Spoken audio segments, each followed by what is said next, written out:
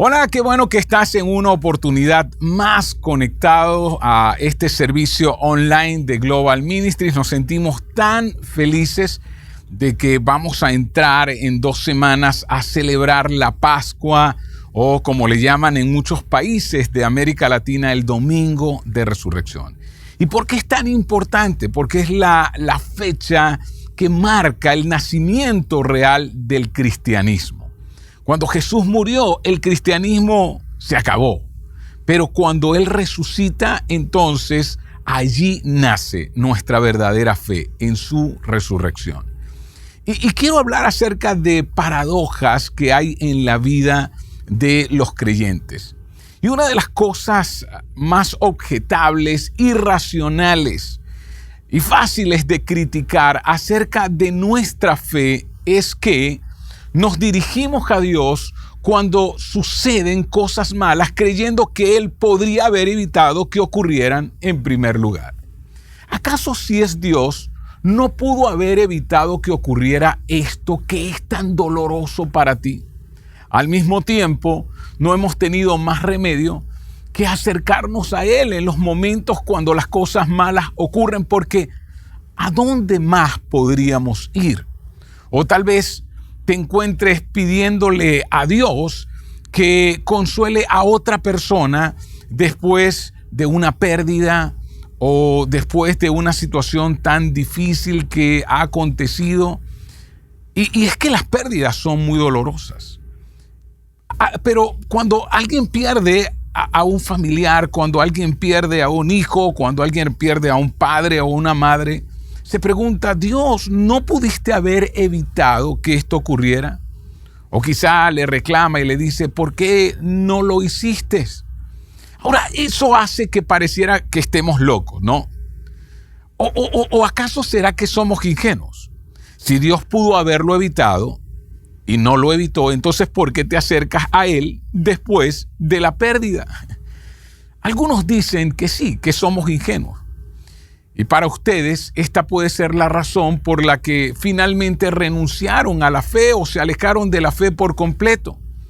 Y eso es comprensible. Hace unos años atrás, me tocó dar la dura noticia a una mamá que sus 2 hijas habían fallecido en un accidente de tránsito. Fue tan doloroso para mí, para mi familia, para toda la familia iglesia, pero más dolorosa para esta mamá, para este papá y para toda esta familia.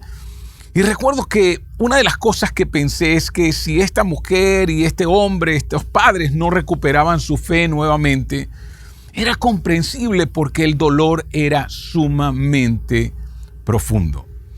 Ahora bien, a decir verdad, la fe que recuperaron cuando volvieron nuevamente a levantarse fue la fe en Dios. Cuando las personas pasan por momentos muy difíciles, lo que recuperan es la fe en Dios, no en las promesas o en las bendiciones de Dios, sino únicamente en Dios. De hecho, cuando la recuperan, son personas admirables porque su fe se vuelve una fe mucho más profunda. Y puede que tú conozcas a alguien así, o puede que estés esperando una recuperación en tu vida como esa. Y puede que te ayude a saber, ciertamente a mí me ayuda a saber, que los hombres y las mujeres que trajeron el mensaje de Jesús caminaron a través de situaciones similares. En otras palabras, situaciones donde ellos pasaron por pérdidas, pasaron por dolor, pero también situaciones donde mantuvieron su fe completamente en el Señor a través de valles similares, y eran valles llenos de lo que yo llamo actos aleatorios de violencia, sufrimientos innecesarios y oraciones sin respuestas. ¿Alguna vez has pasado por esto? Por situaciones que no esperabas, por situaciones casuales que dijiste: pero ya va, Dios, ¿acaso no pudiste controlarlo? O sufrimientos innecesarios, algo así como: hey, está bien que tenga dolor y que tenga aflicción en este mundo, pero ¿por qué tanto dolor? ¿Pero por qué tanto mal? Y en otros momentos, esos momentos donde oraste, donde pediste a Dios con lágrimas y no hubo aparentemente respuesta a tu oración. Sin embargo, de alguna manera, estos hombres que nos trajeron los evangelios a nosotros, que nos dejaron la historia de Jesús, o el libro de los Hechos, o las cartas que escribió Pablo, o las que escribió Pedro o Juan, ellos siguieron creyendo y siguieron perseverando. Y vamos a mirar cómo en la vida de la iglesia temprana, en lo que se llama la iglesia primitiva, cuando la comida estaba a punto de llegar a ser escasa para la mayor parte del mundo dentro del Imperio Romano, la mayoría de la gente, a decir verdad, ya tenía hambre la mayor parte del tiempo antes de que vinieran las hambrunas. Así que cuando una hambruna golpeaba, la gente no solo comía menos. En muchas partes del mundo, literalmente, no había nada que comer. Y como descubrimos, la iglesia que había sido levantada en Antioquía, unos 13 años después de la resurrección de Jesucristo, en lugar de volverse hacia adentro y pensar, hey, ya azotó una hambruna allí en el Mediterráneo, tenemos que ahora cuidar de nosotros. Esta iglesia, en vez de mirar sus propias necesidades, se detuvo a considerar quién se vería más afectado negativamente por esta hambruna y lo que podían hacer ellos al respecto. Y en un movimiento sin precedentes, porque no hay otro registro antes en la historia, comenzaron a recaudar fondos para un grupo de personas creyentes que ellos nunca habían conocido y que vivían en una parte del mundo que la mayoría de ellos nunca visitarían y cuya cultura no se parecía en nada a su propia cultura. Y esto es tan importante, ya que no tenía precedentes de nada de lo que la historia registra. Así que quiero darte un objeto visual para ayudarte a entender lo que te estoy diciendo y la magnitud de lo que ellos hicieron. Aquí tenemos el mapa de Israel en el tiempo de Jesús y aquí está Jerusalén. Y toda esta es la zona de Judea, Samaria, y para llegar a Galilea pues tomaba unos cuantos días de camino. Y esta es la Tierra Santa y estos gentiles que vivían entonces en Antioquía, seguidores de Jesús, se encontraban en una zona que ni siquiera en esta parte del mapa pueden verlo porque tenían que recorrer 501 kilómetros para llegar desde Jerusalén hasta Antioquía. Ahora, solo quiero que pienses, en ese momento no había automóviles, no habían aviones y la mayoría de los viajes se hacían a pie a través de un desierto. Y en términos de viajes antiguos, estas dos ciudades, que eran una eternidad aparte de la otra, culturalmente hablando, también estaban en medio de mundos separados.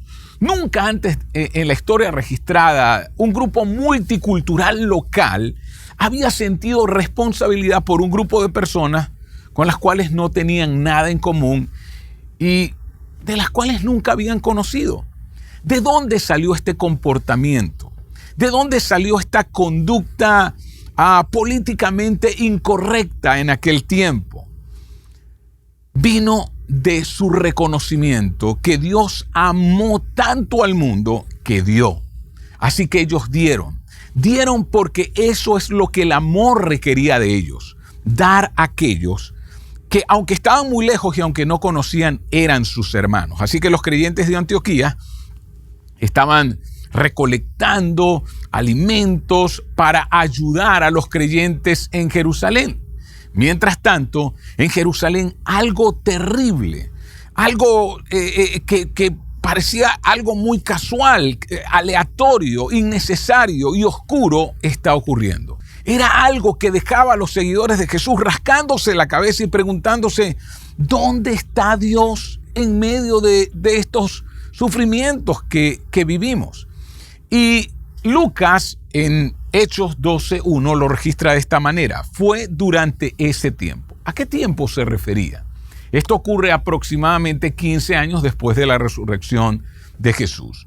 Y dice que el rey Herodes arrestó a algunos que pertenecían a la iglesia con la intención de torturarlos. Y habla de Herodes Agripa, el nieto de Herodes el Grande, que asesinó a los bebés después del nacimiento de Jesús allí en Belén. Y cuando dice arrestó a algunos. Esos algunos que pretendía arrestar eran los apóstoles originales que habían sido testigos presenciales de la resurrección de Jesús. Su primera víctima fue un objetivo de alto perfil y fue uno de los primeros apóstoles de Jesús. Nos dice el verso 2, hizo que Santiago, el hermano de Juan, fuera ejecutado con la espada.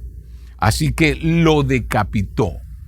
Y no está hablando aquí de Santiago, el hermano de Jesús, sino Santiago, el hermano de Juan. Y por eso es que la Biblia, cuando lees las Escrituras, puedes saber que son reales. Porque no tratan de colocar distintos nombres para que no te confundas. Así que hay muchos Santiagos, hay muchos Juan, hay muchas Marías. Y por eso necesitamos aclararlo, ¿no? Y esto fue un golpe muy duro para los creyentes de Jerusalén y para los creyentes que se enteraron de la noticia. Y fue un golpe a la moral de los cristianos, pero hizo que Herodes ganara puntos políticos dentro de su circunscripción, que en este caso era Jerusalén. Al ver que esto agradaba a los judíos, procedió a arrestar también a Pedro. Así que apresa al pez más grande, porque junto a Jesús, Pedro es la figura más importante de la historia en este momento. Y esto mantendría contento a los contribuyentes y tal vez sofocaría el sentimiento antirromano que tenían los judíos y que era usualmente más fuerte durante la temporada de la Pascua judía. Después de arrestarlo, lo puso en prisión. ¿A quién? A Pedro, entregándolo para ser custodiado por 4 escuadrones de 4 soldados cada uno. Así que fue custodiado por 4 soldados en todo momento. Y esto sucedió al comienzo de la semana de la Pascua. Herodes tenía la intención de llevarlo a un juicio público después de la Pascua. Pero mientras mantenían a Pedro en la cárcel, la iglesia oraba constantemente y fervientemente a Dios por él. ¿Por quién oraban? Oraban por Pedro. ¿Y a quién habían asesinado? Habían asesinado a Santiago. Ahora, este es uno de los muchos lugares donde la experiencia de los creyentes de primera generación se cruza con la nuestra. Piénsalo. Los seguidores de Jesús le piden a Dios que salve a Pedro días después de que Dios no salvara a Santiago. ¿Por qué molestarse en preguntar?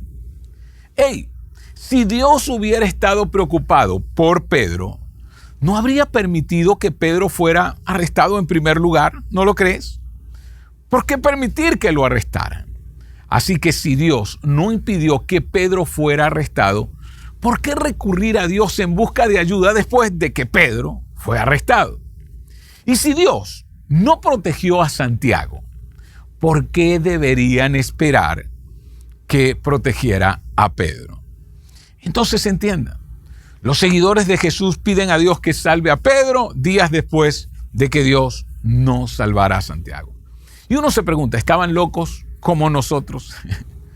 En realidad, estamos tan locos como ellos porque aparte de ser locos, no estaríamos teniendo esta conversación. Aparte de su locura, el mensaje de Jesús nunca habría sobrevivido al siglo I. Resulta que no estaban locos.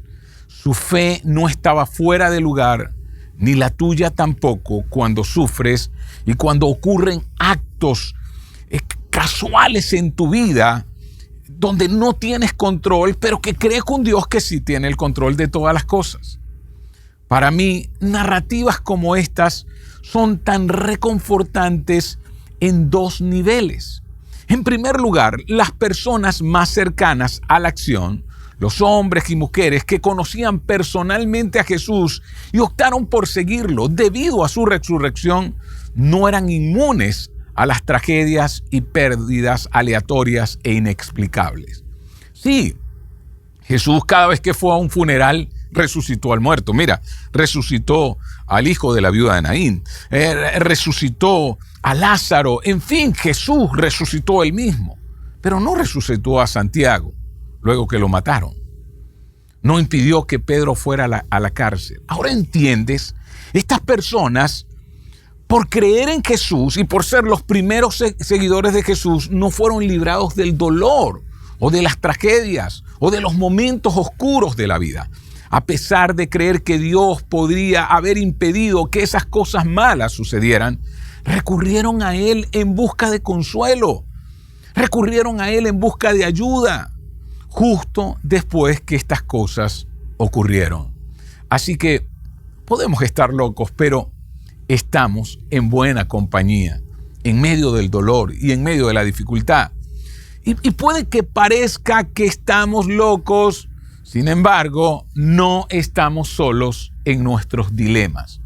Leer estas historias nos ayuda a responder a estas preguntas. No somos los primeros, porque estos hombres, los primeros seguidores de Jesús, los testigos presenciales de su resurrección, no continuaron y recurrieron a Dios porque todo tenía sentido en sus vidas. Ellos continuaron confiando y recurriendo a Dios porque lo menos que tenía sentido de todo, la crucifixión del Mesías de Dios, dio lugar al mayor bien posible para todos. La salvación del mundo, el perdón del pecado y un camino abierto a nuestra relación con Dios. En la medida en que nuestra fe esté anclada en esos mismos acontecimientos antiguos, nuestra confianza en Dios nos sostendrá a través de los valles aleatorios e inexplicables de Dios, ¿dónde estás? Cuando te consigues con esta pregunta. Así que cuando te encuentres orando al mismo Dios que no vino por ti como querías o esperabas que lo hiciera, de la forma en que vino a través de la persona que está a tu lado, porque quizá mientras hay uno que dice, Dios me libró del accidente, está otro que dice, ¿y por qué no me libró a mí? Mientras hay uno que dice, Dios me sanó de cáncer, hay otro que dice, pero ¿por qué no sanó de cáncer a mi papá, que fue un hombre de fe? Recuerda que hay una fe que va más allá de las circunstancias presentes y temporales. Hay una fe que va más allá del aquí y el ahora. Pedro, Andrés, Santiago, Juan, María y Marta son los hombres y mujeres cuya fe sentó las bases para la evangelización del mundo. Su fe irracional, a pesar de dónde está Dios, es la razón por la que el mensaje de Jesús ha llegado a nosotros en este siglo XXI. Alerta esto. Herodes no ejecuta a Pedro hasta varios años después de su arresto. Pedro dicta una carta a los cristianos que viven en una variedad de regiones dispersas por todo el imperio. Cristianos que, como él y sus amigos en Jerusalén, eran perseguidos y sufrían por su fe. Para cuando Pedro está escribiendo esta carta, Pedro ha sido arrestado varias veces y ha sido fugitivo durante años. Mantuvo su paradero tan oculto que nadie sabía dónde estaba. Así que recuerdas este relato de Lucas en Hechos donde está diciendo, es arrestado, custodiado por unos soldados. Ya sabemos que Pedro se escapó de esa. Entre su arresto en Jerusalén y su ejecución en Roma pasaron entre 9 o 10 años. A pesar de que se había fugado y se mantuvo escondido, siempre mantuvo la esperanza. Y al pasar el tiempo, Pedro entonces escribe a los cristianos algo que sería útil que nosotros entendiéramos en el día de hoy. En Primera de Pedro, en el capítulo 1, verso 3, dice, alabado sea Dios, Padre de nuestro Señor Jesucristo. Uno le dice, Pedro, espera, ha sido arrestado varias veces, ha sido azotado, ha sido aterrorizado y el Dios y Padre de tu Señor Jesucristo no hizo nada para detenerlo. No hizo nada para detener tu dolor y tu sufrimiento. Tienes un precio en tu cabeza. Esteban, un diácono de la iglesia, había muerto, Santiago está muerto, los apóstoles son todos fugitivos. ¿Y qué dices? El Dios y Padre, a ese Dios y Padre alabas. Y Pedro responde: por su gran misericordia, nos ha hecho nacer de nuevo mediante la resurrección de Jesucristo para que tengamos una esperanza viva. Es posible que tus oraciones no todas sean contestadas. Puede que nunca entiendas la aleatoriedad de la vida o esas cosas casuales que pasan en la vida, pero permaneces con esperanza. Tu esperanza no está anclada en la teología, la creencia o en un libro. Pedro dice que nuestra esperanza está anclada en un evento. Y mira lo que dice, un acontecimiento. ¿Y cuál es ese acontecimiento? La resurrección de Jesucristo. Ahí está anclada nuestra esperanza. Y dice, esto es para ustedes motivo de gran alegría, a pesar de que hasta ahora han tenido que sufrir diversas pruebas por un tiempo. Y Pedro hace una observación interesante, que el sufrimiento es por un tiempo, que el sufrimiento no será para siempre. Y en otros lugares dice que es por un pequeño tiempo. Pedro incluye su vida en medio de estas pruebas y sufrimientos. Le habla a ellos, pero él mismo ha sufrido. A esto tú podrías decir, entonces Pedro, el dolor y las pruebas, el sufrimiento, los hechos casuales de la vida o aleatorios, no son evidencias de que Dios no nos está escuchando o que Dios no se está involucrando. No indican que las cosas que están girando fuera de control o que necesitamos un renacimiento, que Jesús regresará pronto o tal vez que hemos hecho algo malo. Y Pedro diría, no, tu sufrimiento no indica eso. El sufrimiento de los hombres de Dios no indica eso. Estas pruebas demostrarán que su fe es auténtica. Está siendo probada de la misma manera que el fuego prueba y purifica el oro, aunque la fe de ustedes es mucho más preciosa que el mismo oro. La fe es probada. ¿La fe en qué y en quién? En Jesucristo y en su resurrección. Una fe preciosa. Una fe que da vida eterna. Y no solo una fe que hace que las cosas sean perfectas en la temporalidad de la vida. Es una fe que tiene que ver con lo eterno.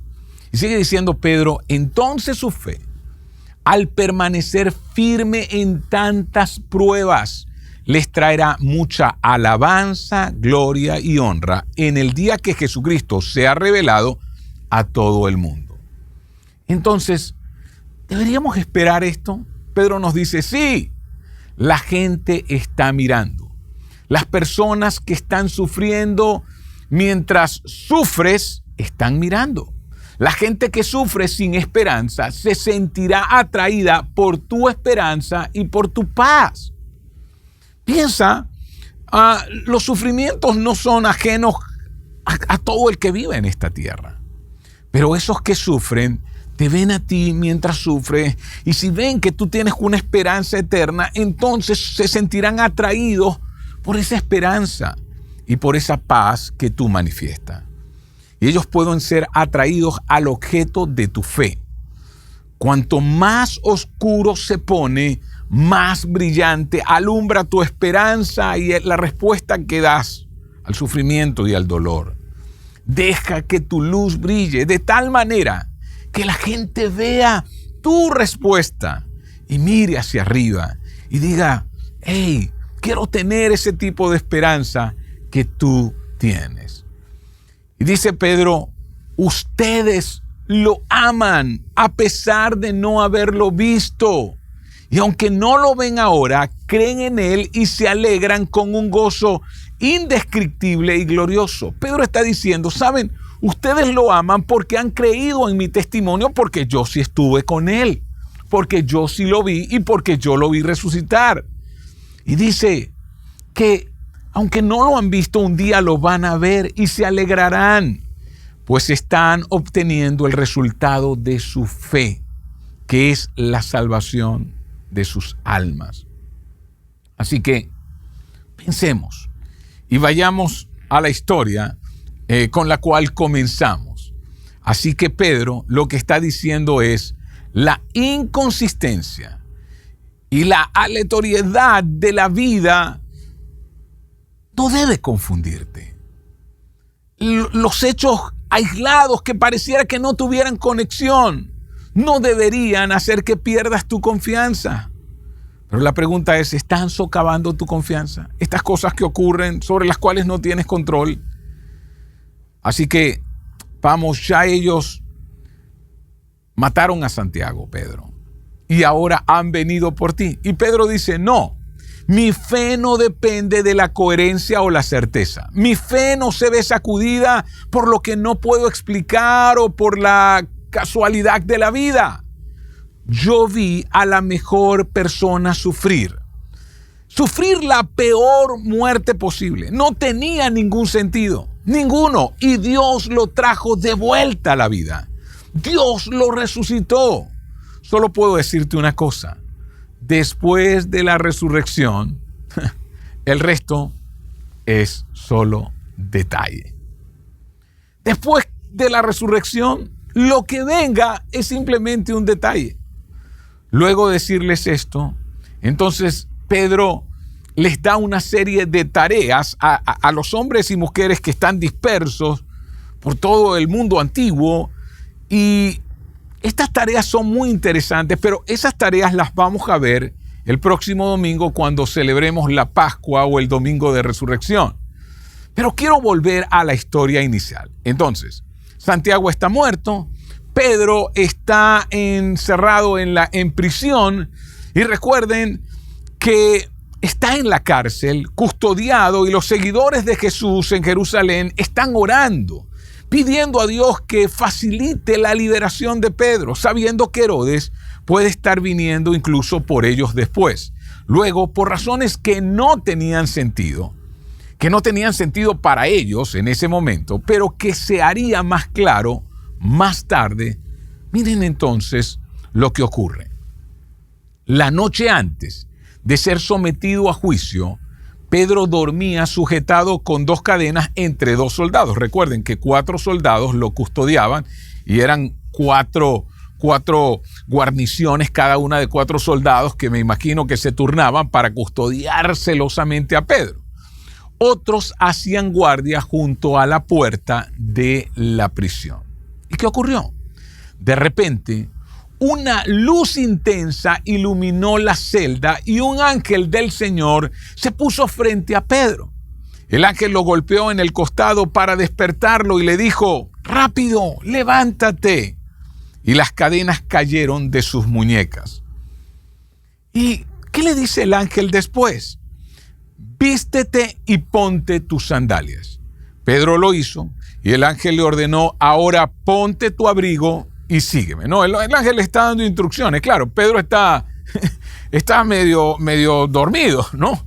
Porque si te despiertan de esa manera necesitas muchas instrucciones. Así que Pedro salió de la celda y siguió al ángel. Pero todo el tiempo pensaba que era una visión. No se daba cuenta de que en verdad eso estaba sucediendo. Y me imagino que todo esto lo escribe Lucas porque luego se vio con Pedro. Pasaron el primer puesto de guardia y luego el segundo y llegaron a la puerta de hierro que lleva a la ciudad.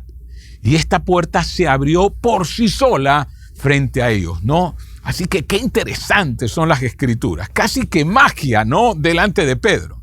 De esta manera cruzaron la puerta y empezaron a caminar por la calle y de pronto el ángel lo dejó. ¿En serio? Nos preguntamos. ¿Por qué ya Dios no hace estas cosas? Pedro y sus amigos se preguntaron, ¿por qué Dios no hizo eso mismo por Santiago? Si hizo tanto por Pedro, ¿por qué no lo hizo por Santiago?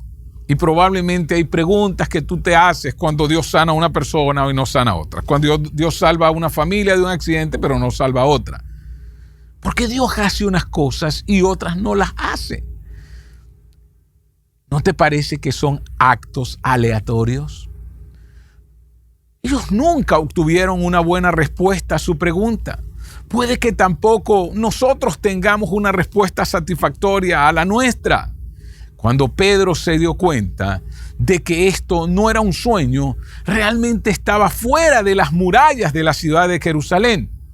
Así que Lucas sigue describiendo. Fue a la casa de María, la madre de Juan, también llamado Marcos, Juan Marcos, donde mucha gente se había reunido y oraba. Y recuerden que hay muchas Marías en la Biblia, ¿no? Esta es María, la madre de Juan Marcos. Y sigue diciendo, Pedro llamó a la entrada exterior y una sierva llamada Rode vino a abrir la puerta. Así que esta muchacha vino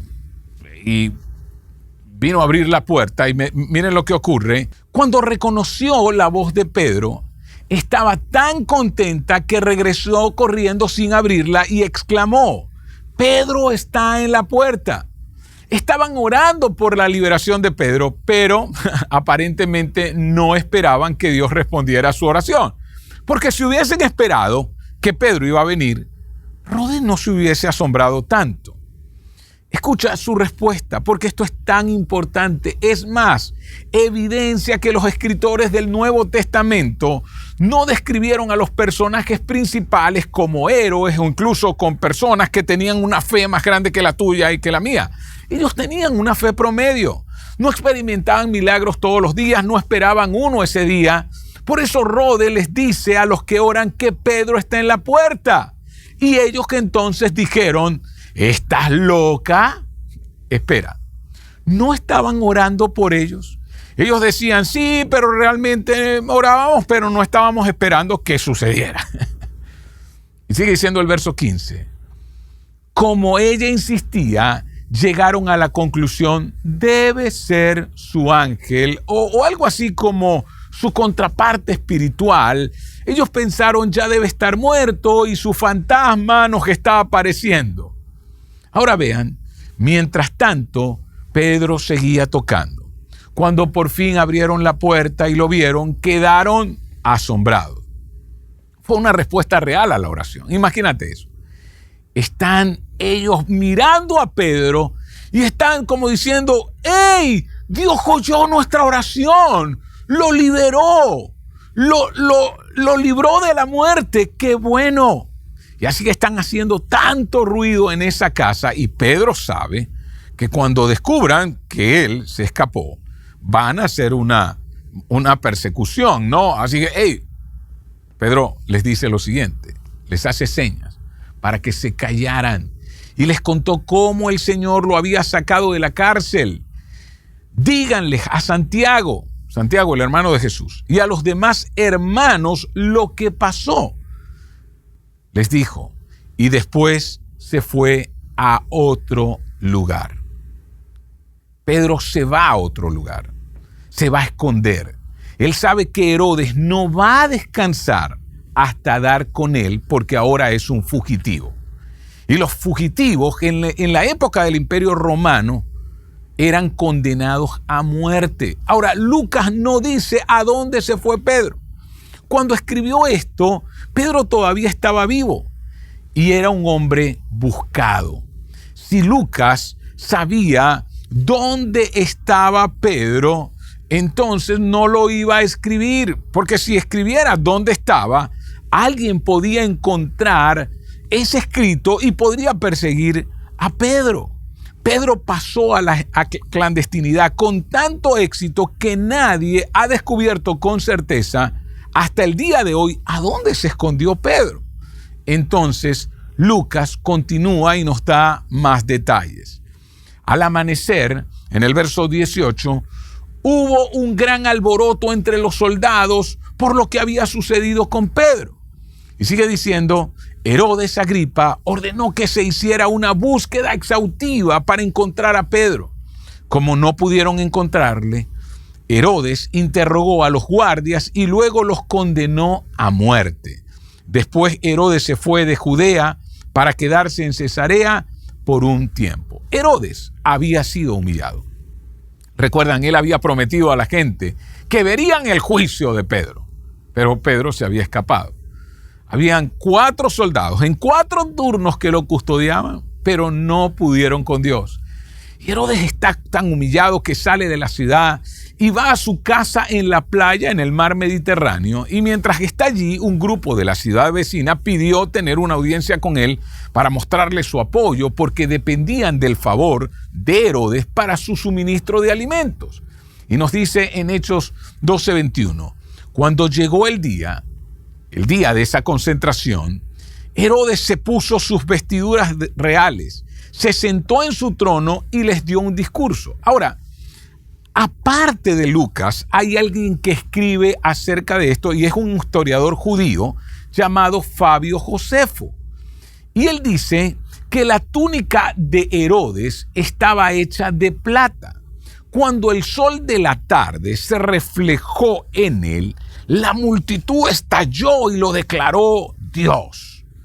Y Lucas escribe en el verso 22, al instante, un ángel del Señor hirió a Herodes con una enfermedad porque él aceptó la adoración de la gente en lugar de darle la gloria a Dios. Así que murió comido por gusanos. Y estas son historias que parecieran asombrosas. Pero ¿sabes que Fabio Josefo, quien no escribió ninguno de los libros de la Biblia, fue un historiador judío, confirma esto? Fabio Josefo escribe, Herodes fue tomado por un fuerte dolor en sus intestinos. Su gente entonces, mientras estaba dando el discurso, el dolor en los intestinos, lo saca fuera del escenario y Herodes muere días después. Y ciertamente su cuerpo fue comido por gusanos. ¿Qué crees que pasó con Pedro? ¿Qué pensó Pedro cuando se enteró de esta noticia? Probablemente Pedro se sintió aliviado. Él pudo haber pensado, Dios, si te lo hubieras llevado un mes antes, Santiago todavía estuviera vivo. Así como los 4 guardias de la prisión desafortunados que murieron porque Pedro se escapó. Lucas termina su historia con este estado de cuenta acerca de todo lo que había ocurrido. Mientras tanto, la palabra de Dios seguía extendiéndose y hubo muchos nuevos creyentes. Ciertamente podemos ver cómo la palabra de Dios se difundió, cómo hubo cosas que Dios no evitó y hubo cosas que sí evitó. Hubo cosas en las cuales cualquiera pudiese pensar, ¿por qué Dios no interviniste? Y Dios no intervino, pero hubo cosas en las que Dios intervino. Es por eso que estos textos fueron creados, fueron escritos por Lucas, por lo menos Hechos, las cartas de Pedro, y fueron preservados por los creyentes de la antigüedad. Es por eso que el nombre y el mensaje de Jesús ha recorrido el mundo.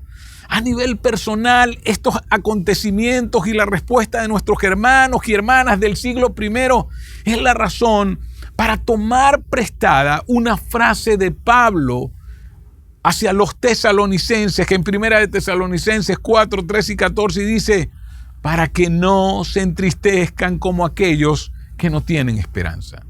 Pablo no niega que hay cosas que a los creyentes van a entristecer, pero dice, ¿sabes qué? Hay una diferencia entre la tristeza del creyente y la tristeza del que no es creyente. Y habla de que hay unos que no tienen esperanza. Y Pedro nos habló en lo que leímos antes de una esperanza viva, porque creemos que Jesús murió y se levantó de nuevo. Tanto Pedro como Pablo están diciendo, nuestra esperanza está en la resurrección. Y que lo peor que puede ocurrirnos no es morir. No es morir. Porque los creyentes tienen vida eterna en Cristo. Y Jesús mismo dijo, el que está en Cristo, aunque esté muerto, vivirá.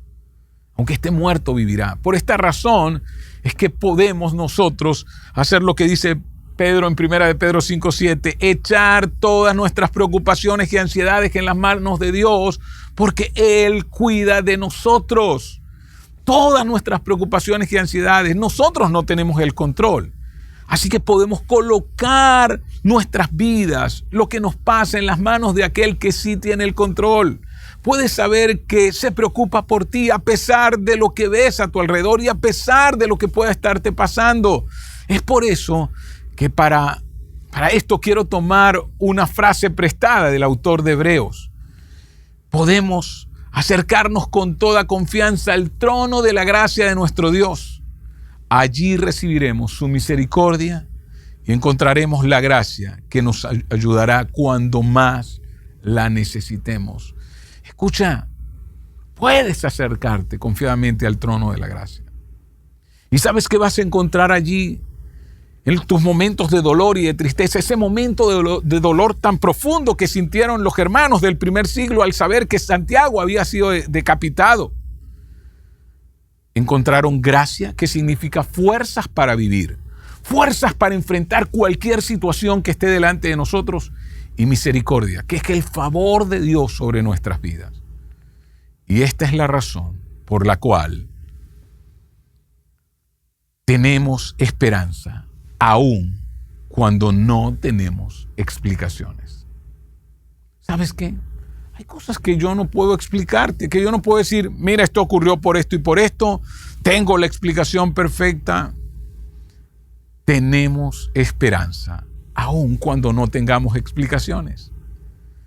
Si Pedro tiene razón, y él lo sabría, entonces lo que nos parece aleatorio o un acto al azar, injusto e innecesario, puede ser aleatorio e injusto e innecesario, pero a pesar de esto, nos asegura que nuestra esperanza no está fuera de lugar. Nuestra esperanza no es en vano. ¿Por qué? Porque nosotros tenemos algo que se nos ha dado. Un nuevo nacimiento en una esperanza viva. Un nuevo nacimiento en una esperanza viva. Entonces, ¿sabes qué? Nuestra esperanza no está anclada en nuestra capacidad para predecir e interpretar circunstancias. Tenemos una esperanza viva anclada en la resurrección de Jesucristo de entre los muertos. Retomaremos aquí la próxima semana cuando celebremos la Pascua. Pero mientras tanto, te quiero dejar 2 preguntas para mantener la conversación con tu familia o tus amigos durante esta semana. Primera pregunta: ¿alguna vez tu fe ha recibido un golpe debido a un sentimiento, a un sufrimiento casual, innecesario, inexplicable, sea tuyo o de otra persona? ¿Recibiste un golpe duro de dolor y pensaste, Dios, pero ¿por qué no actuaste si tú puedes hacerlo todo? ¿Te pasó a ti o le pasó a otra persona? ¿Te recuperaste? Si no es así, si es así, si te recuperaste, ¿puedes decir cómo? ¿Puedes compartirlo con otros? ¿Dónde estuvo tu esperanza en el momento en que recibiste el golpe más duro de tu vida? Segunda pregunta: ¿por qué somos tan propensos a anclar nuestra fe o confianza en Dios por lo bien que van las cosas? ¿Por qué muchas veces tenemos esperanza cuando todo está yendo viento en popa, cuando las cosas van bien? Pero ¿qué ocurre cuando entonces recibimos un fuerte golpe en la vida? Mira, si no recuerdas nada más del mensaje de hoy, recuerda esto: hay esperanza incluso cuando no hay explicaciones. Los hombres y mujeres que nos trajeron el Evangelio, que arriesgaron su vida para asegurar que el mensaje de cambio estaba en Jesús y que cambió sus vidas. Estos hombres tuvieron una fe que sobrevivió a la persecución del siglo I. Lo atestiguaron. Y escúchame, aún sintiendo temor, aún sintiendo ansiedad, aún sintiendo que no tenían el control, lo atestiguaron. Y cuando uno se siente así, solo puede anclar su esperanza en la resurrección. Tu esperanza no es en vano, porque tu esperanza no está en la propia esperanza. No es que tienes esperanza porque tienes esperanza. No, tu esperanza está en un hecho. Tu esperanza está en un Salvador resucitado. Así que me gustaría orar por ti, porque quizá estás pasando por momentos difíciles o pasaste por momentos y estás preguntándote, ¿pero por qué? ¿Por qué? A decir verdad, mira, Dios no te debe una explicación. Él es Dios. Él es quien tiene el control de todas las cosas, no tú. A decir verdad, tu esperanza está en que un día Jesús resucitó de entre los muertos. Y si Él vive, nosotros también viviremos. La muerte no es el fin, la tierra no es el cielo. Hay un lugar mejor y allí está nuestra esperanza. Señor, queremos darte muchas gracias porque has hablado a nuestras vidas hoy. Gracias por estas historias como la de Pedro, como la de los creyentes del primer siglo. Eran gente con una fe promedio. Gracias porque fueron tan honestos al escribir esta historia y mostraron que muchas veces no esperaban que ocurrieran milagros, pero sin embargo colocaban toda su fe y esperanza en ti. Señor, que nuestra fe coloque su esperanza en la resurrección siempre. Gracias por tu amor en Cristo Jesús. Amén. Así que quiero invitarte a que allí donde estás nos acompañes con esta canción que habla acerca de la esperanza. Y si quieres cantar junto a nosotros, hazlo allí donde estés.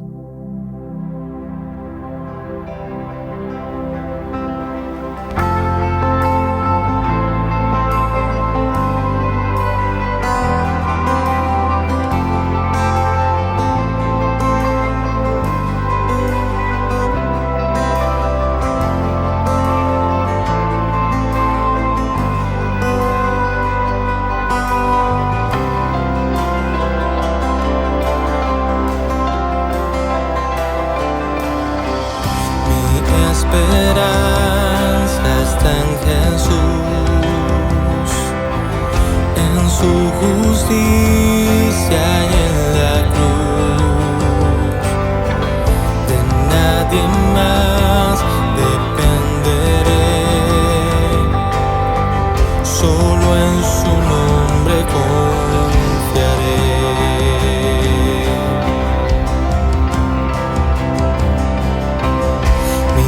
Esperanza está en Jesús, en su justicia y en la cruz. De nadie más dependeré, solo en su nombre confiaré. En Jesús fuerte soy